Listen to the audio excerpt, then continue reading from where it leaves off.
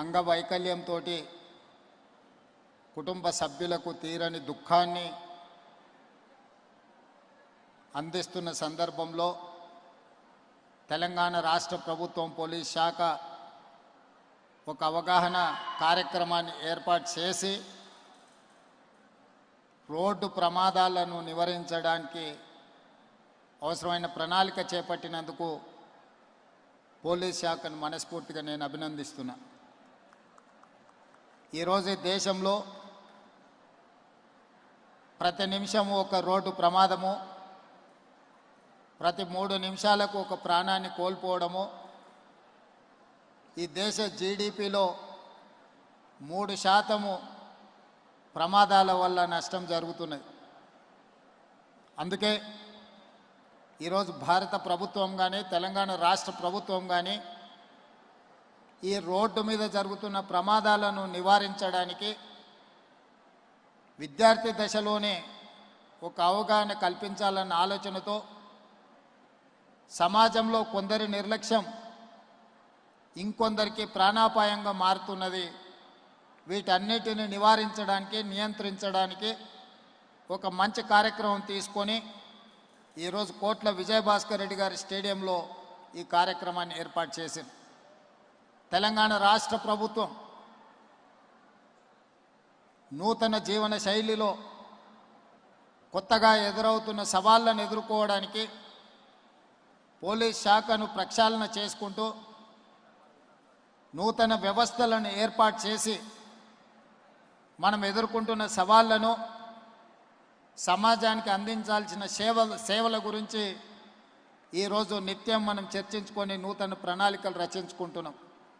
అందులో భాగంగానే ఈరోజు సమాజంలో ప్రధానంగా సైబర్ క్రైమ్ అనేది విపరీతంగా పెరిగిపోయింది. ఒకప్పుడు physical crime, rape and murder ఒక మేజర్ క్రైమ్ లాగా ఉండేది. కానీ ఈనాడు ఫిజికల్ క్రైమ్తో పాటు సైబర్ క్రైమ్ కూడా పోటీపడి మన ఇంట్లో మన మొబైల్లో డైరెక్ట్గా మన ఇంట్లోకి చేరి ఎక్కడో ఉండి పక్క రాష్ట్రంలోనో పక్క దేశంలోనో ఉండి మన యొక్క ఆర్థిక వ్యవస్థను కొల్లగొట్టడానికి ఈరోజు సైబర్ క్రైమ్కు నేరగాళ్ళు ఎక్కువగా పాల్పడుతున్నారు. ఎవరు అని గుర్తించే లోపల ఖజానా ఖాళీ చేయడమే కాకుండా మన ఖాతాలు కూడా మొత్తం మాయమైపోతున్నది సొమ్ము. రకరకాల నేరాలు సైబర్ క్రైమ్లో ఈరోజు జరుగుతున్నాయి. అందుకే భారతదేశంలో మొట్టమొదటి రాష్ట్రంగా సైబర్ క్రైమ్ను నియంత్రించడంలో తెలంగాణ రాష్ట్రం ముందు భాగాన నిలబడి ఈరోజు ఈ ప్రక్షాళన మొదలుపెట్టింది. ఐఎస్ఐ యాక్టివిటీని నియంత్రించాలంటే కూడా కౌంటర్ ఇంటెలిజెన్స్తో పాటు ఆక్టోపస్ లాంటి సంస్థల్ని, టెర్రరిస్ట్ యాక్టివిటీస్ని లేకపోతే మిలిటెంట్ యాక్టివిటీస్ని కంట్రోల్ చేయడానికి గ్రేహాండ్స్ లాంటి సంస్థలను ఒకప్పుడు ఆనాటి ఉమ్మడి రాష్ట్రంలో ప్రారంభించిన మన పోలీస్ వ్యవస్థ ఈరోజు దేశానికే ఆదర్శంగా నిలబడ్డది. అందుకే ఈరోజు నూతనంగా ఎదురవుతున్న సవాళ్ళను ఎదుర్కోవడానికి పోలీస్ శాఖలో ఈరోజు ఈగల్ ఫోర్స్, డ్రగ్స్ గంజాయి ఒక మహమ్మారిగా మారి సమాజాన్ని పట్టి పీడిస్తున్నది. పంజాబ్ రాష్ట్రం ఈరోజు నిర్వీర్యం కావడానికి డ్రగ్స్ ఒక ప్రధానమైన శత్రువుగా ఆ రాష్ట్ర యువత మీద ప్రభావం చూపిస్తున్నాయి. అందుకే తెలంగాణ రాష్ట్రం ఆ ప్రమాదాన్ని ముందస్తుగా గుర్తించి ఈరోజు తల్లిదండ్రులు కష్టపడి ఎంతో శ్రమకు తమ జీవితాన్ని మొత్తం శ్రమ రూపంలో సంపాదించి పెడితే ఒకరో ఇద్దరో పిల్లలుంటే ఆ పిల్లలు డ్రగ్స్ బారిన పడితే ఆ వ్యసనాల వల్ల తల్లిదండ్రులకు తీరని దుఃఖం ఉన్నది.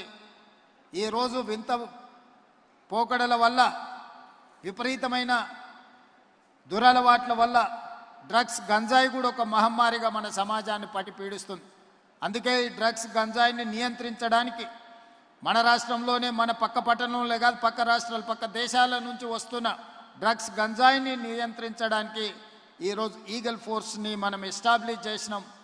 దేశంలోనే ప్రపంచంలోనే పోటీ జరుగుతాయి డ్రగ్స్ నియంత్రణలో. మొట్టమొదటి స్థానం తెలంగాణ రాష్ట్రానికి, హైదరాబాద్ నగరానికి ఆ గుర్తింపు వచ్చింది. సివి ఆనంద్ గారు హైదరాబాద్ కమిషనర్గా ఆ అవార్డు రిసీవ్ చేసుకోవడం జరిగింది. అయినా సమస్య తీరలేదు. ఈ సమస్య ఇంకా పెరుగుతూనే ఉంది. ఇది ఒక మన రాష్ట్ర సమస్యగా దేశ సమస్య. ఇతర రాష్ట్రాలతోని కోఆర్డినేట్ చేసుకొని, ఇతర రాష్ట్ర అధికారులతోని సమన్వయం చేసుకొని ఈరోజు వ్యవస్థను బలోపేతం చేసుకొని డ్రగ్స్ మీద, గంజాయి మీద మన రాష్ట్ర ప్రభుత్వం ఒక యుద్ధం ప్రకటించింది.